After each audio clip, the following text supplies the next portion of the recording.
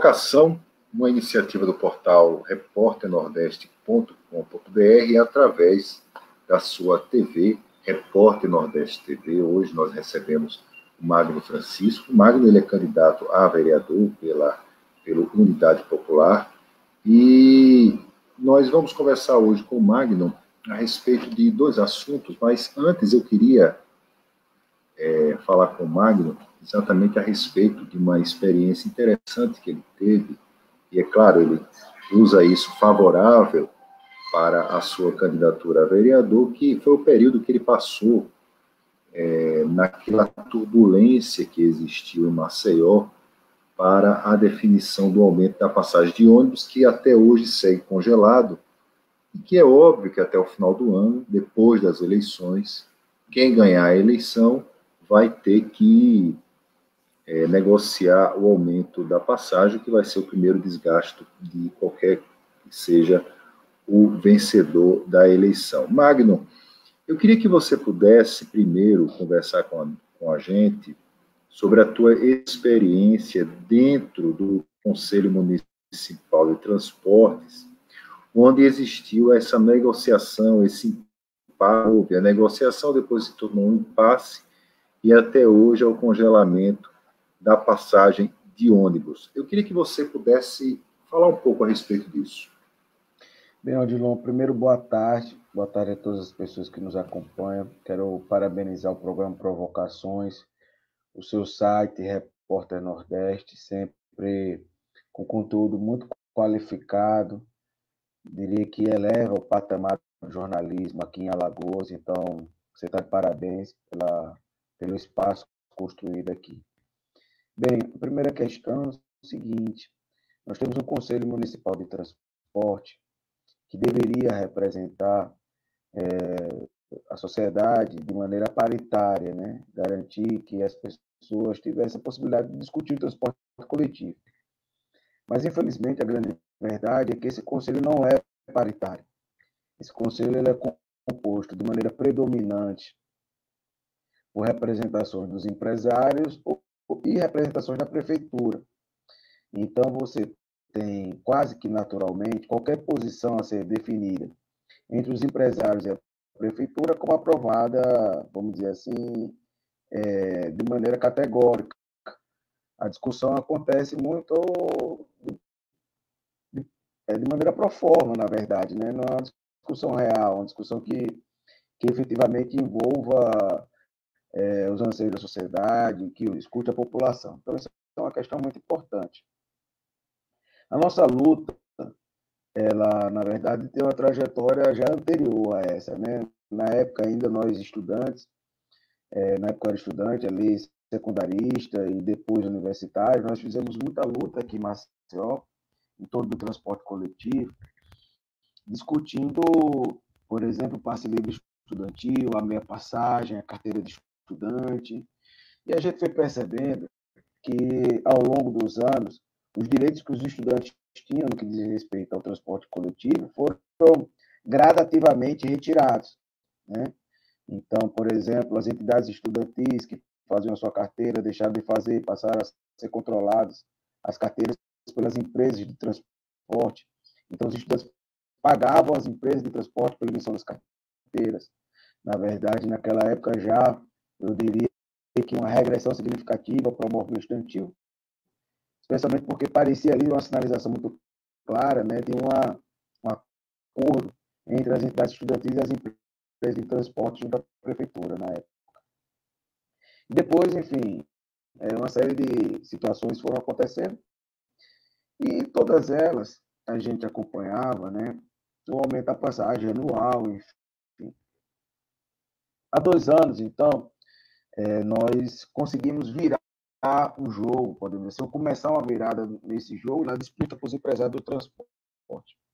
Primeiro, nós formamos um comitê pela redução da passagem, Odilon, que é algo absolutamente novo, porque aqui no Brasil você tem o comitê pelo passe livre, ficou famoso, teve várias representações em várias cidades, teve conquistas importantes, chegou a ter passe livre em Campinas, Florianópolis, Rio de Janeiro, né? Uma política que tinha como elemento, o subsídio fornecido pela prefeitura às empresas e a garantia ali do acesso aos estudantes de forma gratuita ao transporte. Mas aqui nós fundamos, então, o Comitê pela Redução da Passagem.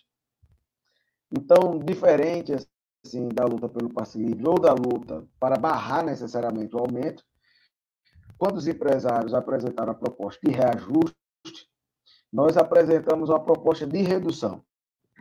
E a nossa proposta de redução levava em consideração exatamente o índice que os empresários colocavam como proposta de aumento.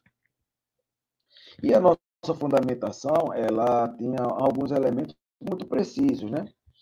Primeiro, o seguinte, isso antes de entrar no debate do contrato da licitação. Primeiro, o seguinte, Maceió, ela vem tendo reajustes nesse último período, que são, o preço da passagem de ônibus, que são acima do valor do reajuste do combustível, do valor do salário do reajuste pago aos trabalhadores rodoviários e bem acima do valor da inflação. Em todos os últimos anos. Tira o fone, Magno. Tira e usa o microfone do computador. Está melhor agora? Você tá, muito melhor. Está melhor? Então, muito melhor, pode falar. Então, o reajuste vinha acontecendo, Odilon, ano após ano, sempre de maneira abusiva. Então, não levava em consideração um princípio que está lá no contrato da licitação, que é o princípio da modicidade do transporte coletivo. Esse princípio, que não vinha sendo adotado, também não levava em consideração a situação social da população de Maceió, que, entre as capitais brasileiras, tem um dos piores índices de desenvolvimento humano, de desenvolvimento da juventude, e no que diz respeito à renda per capita, também é uma das piores. Então, levando em consideração todos esses aspectos e os reajustes que eram abusivos, certo? Acima da inflação, acima do reajuste do salário dos trabalhadores rodoviários e acima do reajuste do preço dos combustíveis, nós passamos a defender a redução do valor da tarifa. Coincidentemente, quando nós montamos o comitê e passamos a desenvolver essa ação, era o ano que culminava com o fechamento, né, dos 5 anos do contrato de licitação, e era necessário, portanto, imediatamente fazer uma revisão desse contrato. O que as empresas e a prefeitura, a princípio, não queriam. As empresas e a prefeitura queriam que, vamos dizer assim, essa revisão fosse puramente formal, né, não fosse a partir de um estudo profundo. Então, nós exigimos que esse debate que nós apresentamos, esses elementos, fossem levados em consideração e que, a partir deles, fosse feita uma auditoria efetiva do contrato de licitação. Essa auditoria, muito embora ela tenha sido iniciada, não foi finalizada, e diferente do que orientou o Ministério Público, ela não teve a participação, pelo menos até agora, né, popular. Não houve uma participação popular nesse processo de auditoria, de investigação desse contrato de licitação e do cumprimento das partes referentes ao contrato. Mas, independente disso, a gente descobriu muitas coisas importantes, Odilon. Nós descobrimos, por exemplo, que as empresas devem à prefeitura de impostos relativos ao contrato aproximadamente 26 milhões de reais. Então, valores da época, né? Significa isso. Se você é trabalhador e tem, por exemplo, uma motozinha parcelada lá, e você não pagar o imposto, na próxima blitz ela vai parar e vai ser recolhida.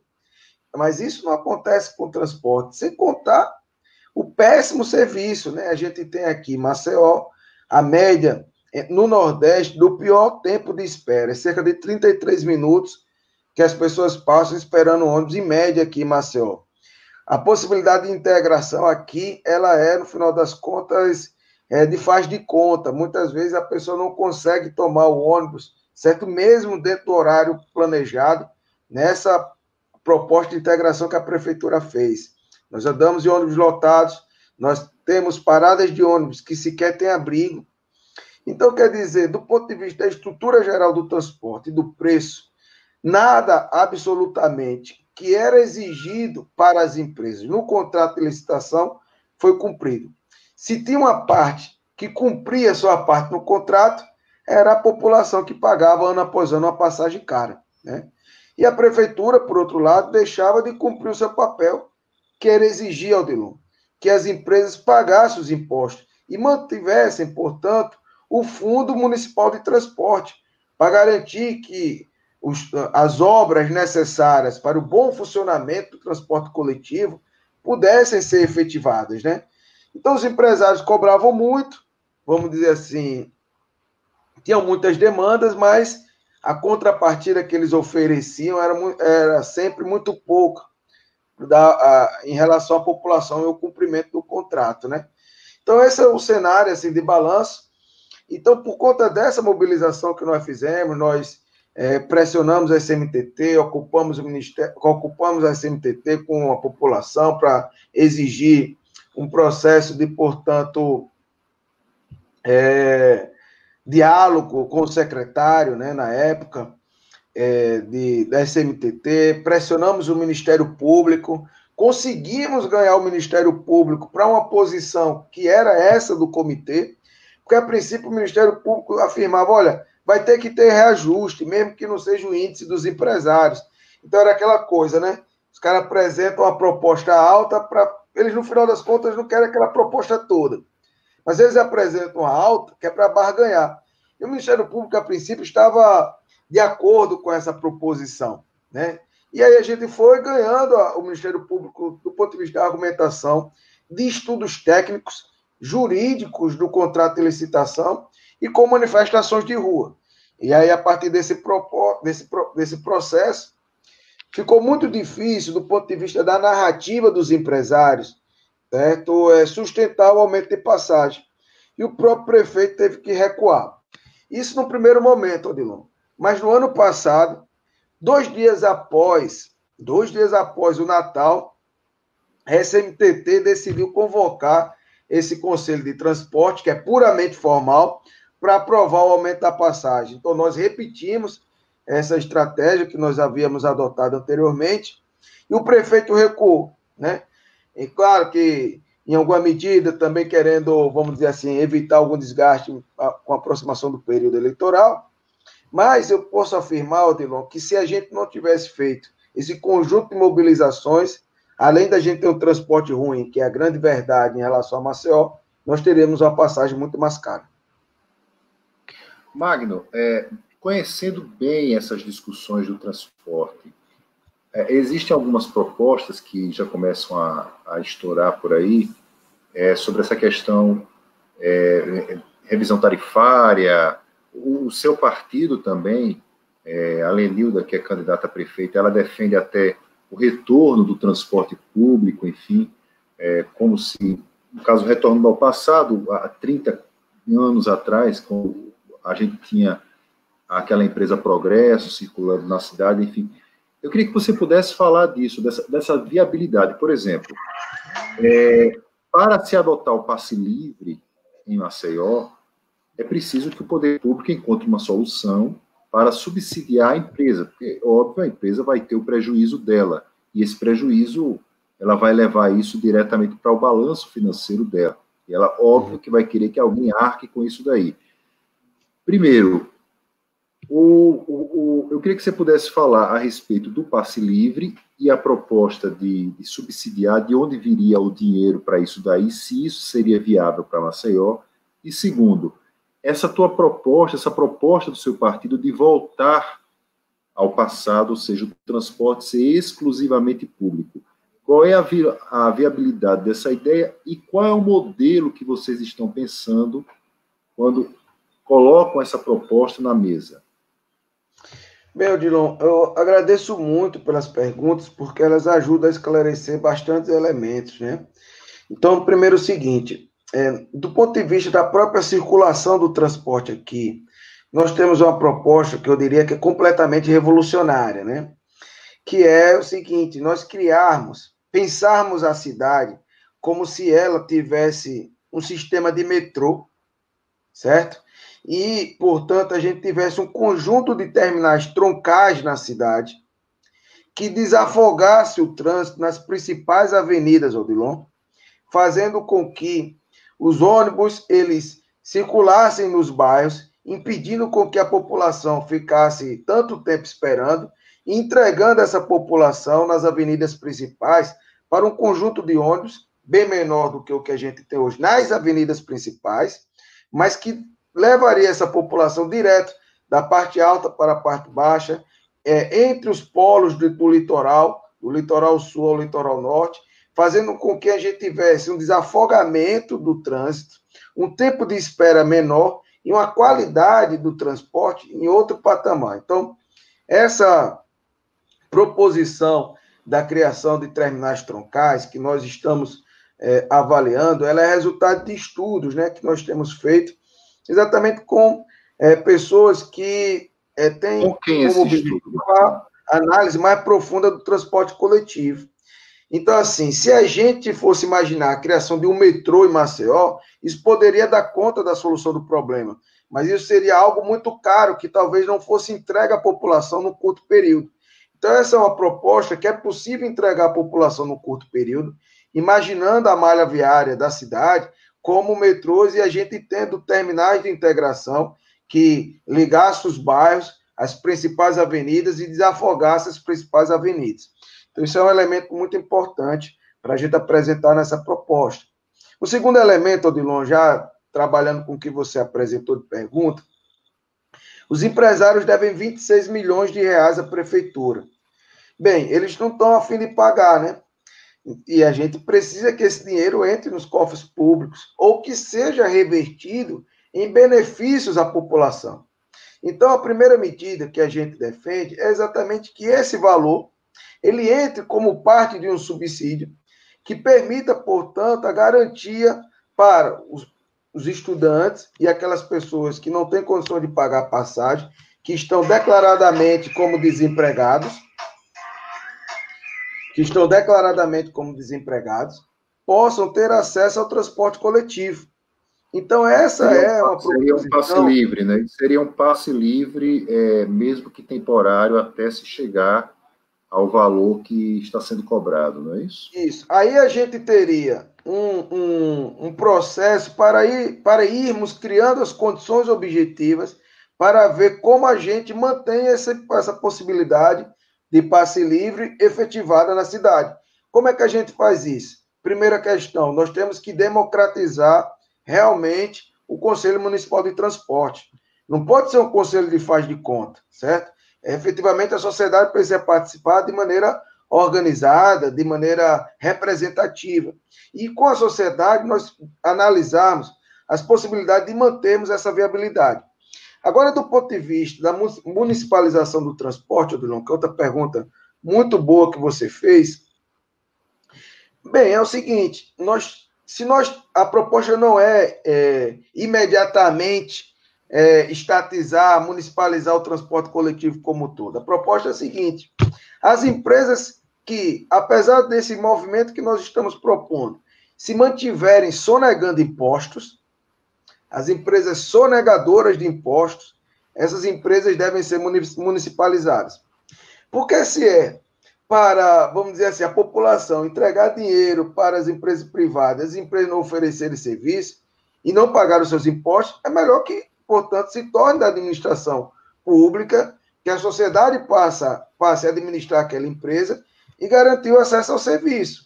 Infelizmente, o que acontece é praticamente as gestões municipais, elas forram a cama, colocam as coisas todas organizadas e quando os empresários vão oferecer o serviço à população, não entregam o que prometeram. Então, a proposta ela está vinculada àquelas empresas que são sonegadoras de impostos. Se a empresa está ganhando dinheiro, certo? Tem que entregar o serviço, tem que pagar o imposto, como todo cidadão. Então, são elementos que a gente tem apresentado nesse debate. Agora, veja, se as empresas pagam os impostos, se a gente tem funcionando a cidade de forma efetiva, do ponto de vista da administração pública, nós podemos fortalecer o Fundo Municipal de Transporte. E com isso, a médio prazo, numa discussão democrática com a sociedade, ouvindo as pessoas, criarmos a possibilidade de, sim ou não, mantermos a longo prazo o passe livre para estudantes desempregados, mas esse é o nosso objetivo. Isso é uma questão que está muito clara. Vocês precisam descobrir vocês precisam descobrir exatamente de onde vocês vão tirar o dinheiro exatamente para subsidiar, mas a proposta principal é que, já que as empresas devem o valor da outorga, então você coloca um público específico na cidade para que ele tenha um passe livre até que o valor dessa dívida possa ser pago. Essa é a proposta mais simples que você teria a elaborada, no caso, uma proposta mais imediata. Hoje, isso. Quem é que regula o transporte municipal em Maceió? Olha, tem a Agência Nacional, né, de Regulação do Serviço Público, né, a ASAL. Mas, infelizmente, Odilon, os mesmos interesses que estão na SMTT, que são, via de regra, os interesses dos empresários do transporte, estão lá ocupados na ASAL, entendeu? Então, é o seguinte, eles fazem, no final das contas, uma grande dobradinha. E, portanto, essa fiscalização ela é de faz de conta, porque se fosse real, a situação não estava como está. É absolutamente lamentável você observar, Odilon. Eu convido a cada pessoa que está nos assistindo, que porventura não é do Benedito Bentes, mas vir aqui ao terminal do Benedito Bentes observar a situação do transporte coletivo. Os ônibus só saem lotados. É assim, uma coisa muito doída, especialmente nesse momento de pandemia, entende? Como é que a gente vai ter as condições sanitárias adequadas para a população? Uma situação muito dramática, né? Agora, Odilon, os empresários, eles devem não é apenas o valor de outorga, eles devem também um imposto chamado ISS. Então, esse montante, na verdade, deve ser já bem maior do que esse dado que a gente está apresentando aqui, porque esse dado que eu estou colocando é do ano passado. Nós já passamos um ano inteiro aí, então o valor já deve ter ultrapassado os 30 milhões. Agora, essa proposta imediata, ela vai criando, à medida que a gente tem as pessoas, de fato, representadas no Conselho de Transporte, as condições, a partir de um debate democrático, direto, entre as diversas partes, para que a gente tenha um entendimento de como o transporte deve funcionar. E nós acreditamos que é possível garantir que ele seja de qualidade. Você pode ser de qualidade em outras cidades, como Florianópolis, por exemplo, por que é que não pode ser aqui em Maceió, né? Nós temos que pegar as melhores referências, né? Porque o nosso povo merece. Eu tive a oportunidade de ir a Florianópolis e usar exatamente o transporte deles. E o transporte deles não é uma coisa assim tão fantástica como se imagina. Ele, na verdade, ele aproveita ideias simples. Por exemplo, os terminais integrados, a organização das pessoas na hora de entrar nos ônibus. Você tem uma escala de ônibus também. Por exemplo, os ônibus mais caros, se a pessoa quiser pagar uma passagem mais cara, para um ônibus mais confortável, ela pode pagar essa passagem mais cara para um ônibus mais confortável. E não existe o transporte, no caso público, ou seja, o transporte considerado exclusivamente mantido pelo município, onde a passagem ela é considerada gratuita. Mas em Maceió, Deixa eu fazer um comentário sobre essa questão que você pontuou. Realmente, sim, claro, não existe transporte público, assim, empresas municipalizadas. Em nenhuma capital do Brasil, eu particularmente desconheço. Eu particularmente desconheço, certo? Mas essa proposição, ela diz respeito a uma situação que me parece, aqui de Maceió, do ponto de vista da péssima qualidade do transporte, da sonegação fiscal, claro, certo? E, enfim, de outros elementos. Acredito que, infelizmente, não é apenas Maceió que vive nessa condição. Mas as melhores ideias, Odilon, em relação ao funcionamento do transporte, no final das contas, elas não dependem de uma elaboração extraordinária. Me parece que elas são exatamente a partir de questões simples. Você pega essa questão que eu estou apresentando, essa proposição da criação dos terminais troncais, isso é uma ideia simples, não é uma ideia, podemos dizer assim, que fosse mudar do ponto de vista da estrutura de obras, tanta coisa na cidade. Nós iríamos aproveitar, certo, as ruas como a cidade está desenhada hoje, né, para que a gente pudesse fazê-la funcionar. Então, essa proposição, ela não geraria uma proposta mirabolante, que no final das contas, como em outros governos, nunca sai do papel, certo? Porque a gente já ouviu aí as mais diversas proposições em relação ao transporte, mas entra gestão e sai gestão, pouca coisa muda. Então, no final das contas, as ideias mais simples são as que efetivamente funcionam, né? Você pega, por exemplo, a própria faixa azul, né? É claro que ela poderia ter um outro tipo de qualidade, a gente poderia ter outros elementos para agregar, mas foi uma ideia simples, que, do ponto de vista que precisa do transporte, ajuda a resolver o problema, né? Então, me parece que se a gente tiver esses aspectos, podemos dizer assim, mais claros, mais evidentes, nós conseguimos melhorar muito. E outras coisas, Odilon, por exemplo, é inadmissível que a gente tenha parada de ônibus que não tenha abrigo. Isso não é uma coisa de outro mundo, né? É uma coisa assim que melhora tanto a vida das pessoas, né?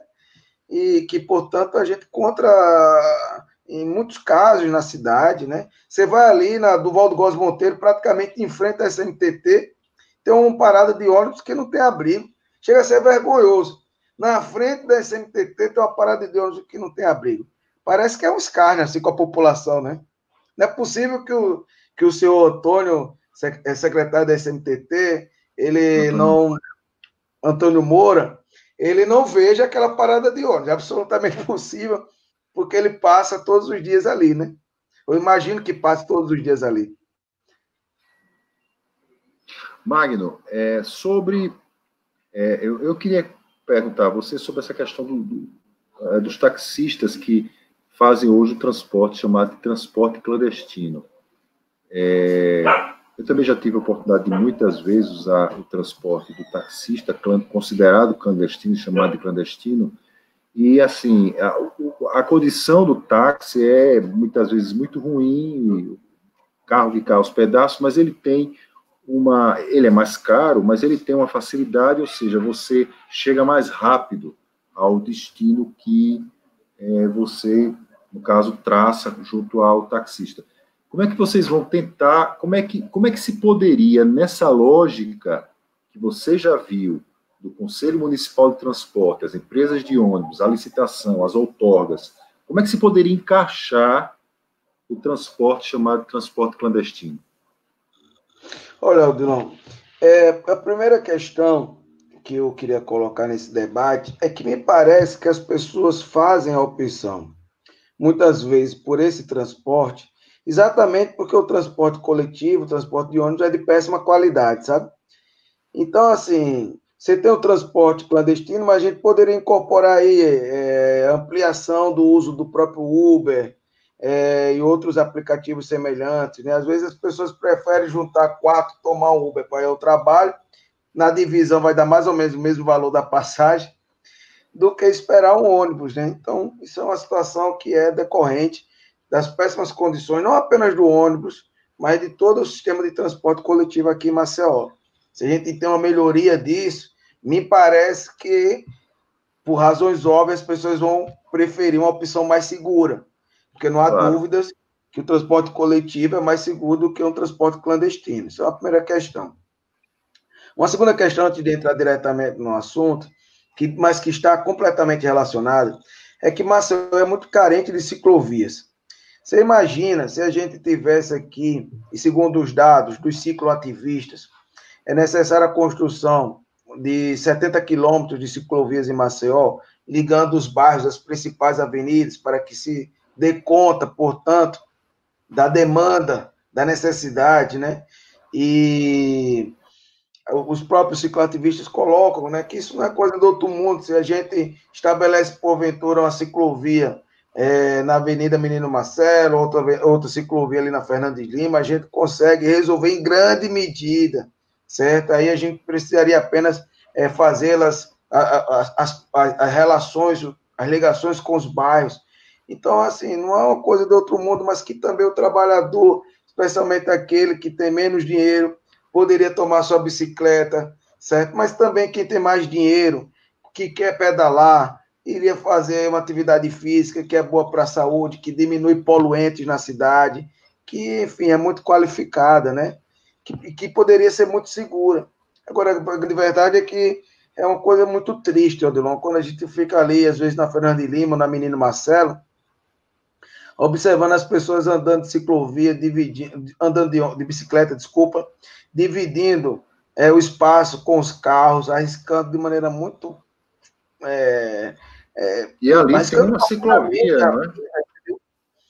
E ali no Benedito Bentes, chega a ser até vergonhoso, porque a ciclovia, ela divide a calçada com o pedestre, entendeu? Então, o risco de acidente é muito forte. É um negócio assim que não faz o mínimo sentido. Então, quer dizer, são coisas de faz de conta que existem aqui e que podem ser melhoradas. Agora, eu acho que sobre o transporte clandestino, não pode ser clandestino, né? A prefeitura tem que ter a capacidade, certo, de, podemos dizer assim, criar mecanismos para que o transporte clandestino não exista. Você, quando participou das discussões dentro do Conselho, você percebia ou você percebe que há espaço para poder se encaixar o transporte clandestino nisso? Bem, a discussão sempre foi muito pautada numa política de repressão, né? Então, assim, me parece que só sempre isso a repressão não vai resolver o problema, né? não resolve mais, né? O problema. Por isso eu fiz questão de apontar um conjunto de outras questões, porque, naturalmente, se você melhora o transporte coletivo, parece que a demanda pelo transporte clandestino já de imediato vai diminuindo, né, ao ponto de praticamente você ter uma capacidade até de observação, de fiscalização melhor. Agora, eu acho que em relação a esse transporte clandestino é possível. Isso é uma outra proposta muito interessante, viu, Odilon? Que é necessário discutir. Eu vou dizer assim, ela está ensaiada, mas era preciso ter uma discussão com as pessoas que integram, certo? Que são motoristas ou trabalhadores de aplicativo como um todo. A gente começa a discutir o seguinte: tem o Uber, mas também tem outros aplicativos de alimentos que existem aqui, que utilizam ou carro, ou bicicleta, ou a motocicleta, né? Bem, e nós estamos acompanhando um conjunto de mobilizações aí pelo Brasil de motoboys, né, lutando por direitos, etc. Então, nós temos feito um debate aqui, Odilon, que ainda não está concluído, ainda precisa amadurecer um pouco mais, mas que é da possibilidade de nós discutirmos com essas pessoas para entender a possibilidade de ter um aplicativo gerido pela prefeitura. Porque aí você poderia... ela ser... Eu entendo. Porque aí você poderia ter uma eliminação, vamos dizer assim, do transporte clandestino e você ter uma capacidade de controle da situação muito maior do que você tem hoje. Então, o trabalhador, por exemplo, que é Uber, ele poderia não fazer a corrida pelo Uber. Ele poderia fazer a corrida pelo transporte da prefeitura, bastando ele estar cadastrado. Agora, você teria um cadastro geral.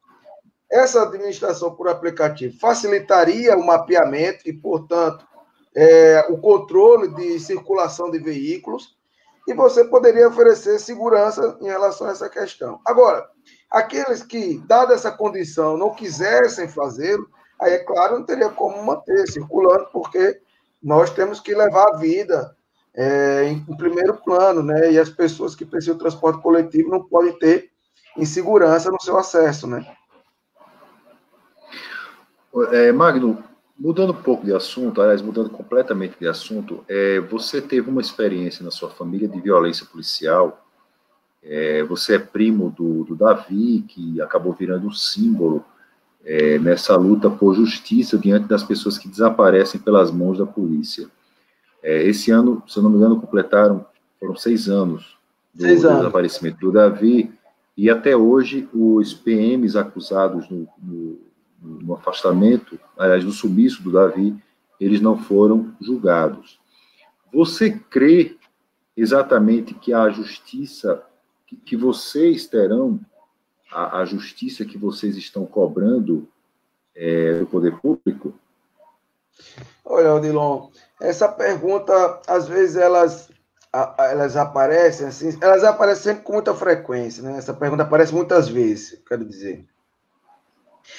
E nós, da família, nunca deixamos de acreditar que é possível fazer justiça, mas não necessariamente, Odilon, porque quase sempre se faz justiça nesse caso, porque sempre se faça justiça nesses tipos de casos, mas porque existe uma família com disposição de exigir até as últimas consequências os seus direitos, que não vai abrir mão, certo, de identificar quem é responsável pelo sumiço do Davi, que não vai, quer dizer, se conformar com a impunidade, que pretende ainda, apesar de tudo, ter a possibilidade de fazer um funeral, certo, desse jovem. Então, é exatamente por conta da nossa luta, da luta da nossa família, que nós acreditamos que é possível fazer justiça, por conta dessa ação, dessa energia desprendida por nós, mas mais especialmente pela minha tia, mãe do Davi, que todos os dias sonha com ele retornando para casa, apontando na esquina, e que tem sido uma guerreira, certo, nessa batalha. Se a gente tivesse, Odilon, um Estado democrático de direito funcionando de maneira efetiva, situações como essa nem sequer aconteceriam. Porque o que a gente observa é um verdadeiro extermínio da juventude, negros e negras, certo? Nas periferias. E é um extermínio comandado pela polícia militar de um lado e, por outro, pelo crime organizado. Mas que, do ponto de vista da violência geral na sociedade, em muitos casos, há uma combinação completa. E eu diria mais, quem comanda o Estado, né, como um todo, e que, portanto, é quem detém o poder econômico, são os mesmos que ganham muito dinheiro com o crime organizado, porque as classes dominantes, elas ganham dinheiro de maneira legal e de maneira ilegal, certo? Agora, a juventude, certo, vulnerável, é que tem sido mão de obra barata, por um lado, né, no caso, quando entra no crime organizado, e por outro, muitas vezes sem qualquer tipo, certo, de associação criminosa, apenas pela cor da sua pele, e são muitos casos, vivem uma violência brutal, não apenas da morte, mas de uma série de outras violências. A morte é a pior delas, mas existe uma série de outras. A gente tem um trabalho ali na Vila Ematé, e é impressionante os relatos, todos os dias, certo? A polícia vai lá invadir barraco. Mas, olha, isso não é a procura de drogas, Odilon, é para intimidar aquela população, para que aquela área fique abandonada, para que os donos do dinheiro ocupem ali e construam mansões, porque tem uma visão privilegiada da cidade. Então, o que a gente observa é uma violência institucional, certo? Que acontece, que está profundamente vinculada aos interesses econômicos e que tem uma marca para existir, que é a marca do racismo, certo? Que isso está completamente ligado. Então, se nós tivéssemos um Estado democrático de direito efetivo, esse tipo de situação nem aconteceria. E se acontece e permanece acontecendo, é porque, em grande medida, a justiça, certo, faz vistas grossas. Exatamente porque por trás desse tipo de crime estão estruturas poderosas. Então, se nós acreditamos em justiça, não é porque o Estado Democrático de Direito funciona efetivamente, mas é porque nós estamos lutando, né? Não é porque nós não abrimos mão do direito, né, de sabermos quem deu sumiço no Davi e de termos a possibilidade de fazer o funeral dele. Agora, muito mais do que um caso apenas nosso, da nossa dor, da nossa perda, de um luto que não foi nem elaborado ainda, que do ponto de vista da humanidade é uma coisa tão forte, né? O ser humano, o ser humano enquanto sociedade é marcado pela possibilidade de velar os seus mortos, certo? E esse direito humano que está sendo negado à nossa família, muito mais do que isso, a nossa luta é para que não aconteça com nenhum outro jovem, porque é o que mais acontece, você sabe disso, tem noticiado isso. A gente pode falar mais um pouco sobre essas questões, mas é o que mais acontece. Certo, aconteceu com o Davi, mas aconteceu tempo depois com aqueles jovens lá, que eram irmãos do Eustáquio Gomes, e acontece uma centena de casos que não vêm à tona, porque onde nós, as pessoas têm medo de morrer ao enfrentar essas estruturas. Tem medo de serem perseguidas e etc. Então, o medo impõe, na verdade, o terror. Né? O medo impõe uma sociedade que aceita, não porque gostaria, mas porque teme a vida, a essa situação de extermínio da juventude e de violência. Nós não podemos seguir aceitando os jovens, em vez de terem futuro, dignidade, trabalho, emprego, vida digna, moradia, ter a morte ou os presídios como o seu destino. Isso tem que acabar. Não é possível admitir essa possibilidade. E eu diria, Odilon, antes de... Não quero, assim, para a gente continuar batendo papo aqui, eu diria que há uma marca na sociedade produzida para que haja uma insensibilidade diante desse tipo de crime, certo? E aí, essa insensibilidade diante da violência sobre as populações historicamente oprimidas, diria Odilon, sem medo de errar, pavimenta o caminho de governos autoritários, de governos sem qualquer tipo de compromisso com a democracia. Porque esses querem, certo, institucionalizar de cima a baixo essa política do terror que já é implementada nas periferias, certo? Então, se a gente analisar geograficamente a nossa cidade, eu diria que o Estado Democrático de Direito existe, certo? Para uma faixa muito pequena da cidade. A imensa maioria, infelizmente, esse Estado Democrático de Direito funciona de maneira muito precária, de maneira que, em números absolutos, talvez ele exista para 1 a cada 10 maceuenses. E sendo negros e negras da periferia, a situação é ainda mais dramática. Antes de encerrar, eu queria perguntar, eu sei que a pergunta é muito difícil, você acredita que o corpo dele vai ser encontrado? Olha, nós seguimos acreditando que esse corpo possa ser encontrado. Porque nós queremos fazer ter a possibilidade de fazer, de concluir esse luto, de fazer o funeral. Veja, essa situação, Odilon, que na ditadura militar, isso aconteceu com muita frequência. Mas, apesar disso, muitas famílias tiveram o direito de velar os corpos dos seus filhos.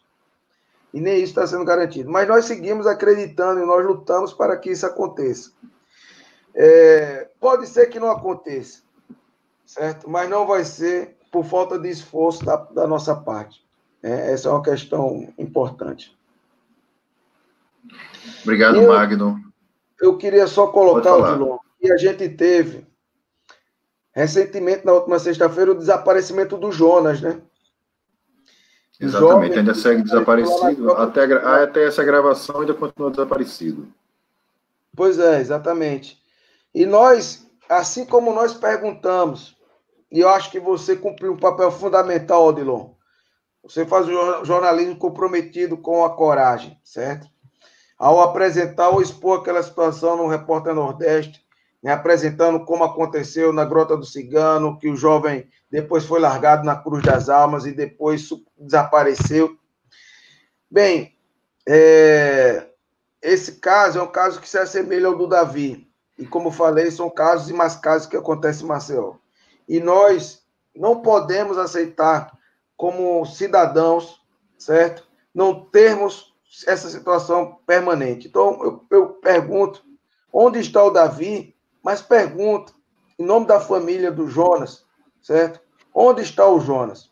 O senhor governador, Renan Calheiros, precisa se posicionar acerca dessa questão.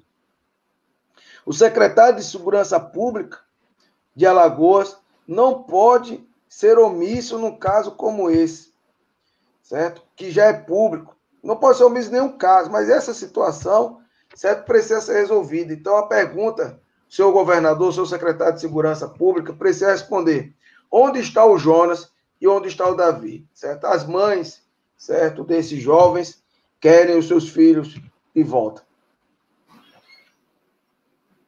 Magno, forte abraço para você. Até a próxima. Muito obrigado, Odilon. Agradeço mais uma vez o espaço e conto sempre com a nossa atenção.